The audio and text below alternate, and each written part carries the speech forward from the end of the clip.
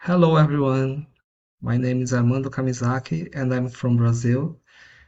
Um, my family is my wife and my 19-year-old son, and I have a 16-year-old daughter. I love to watch the movies, listen to music, and uh,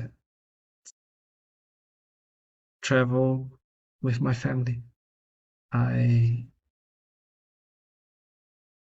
My major is applied technology, and I don't have previous experience in background development.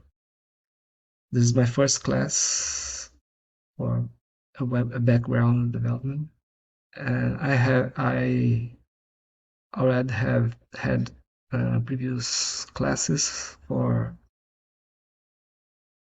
front end development. So I learned CSS, HTML, a little bit of JavaScript and PHP. I'm looking forward to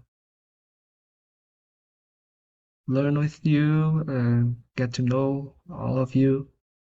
And I know we have a great time working with, as a group. So thank you very much and see you then.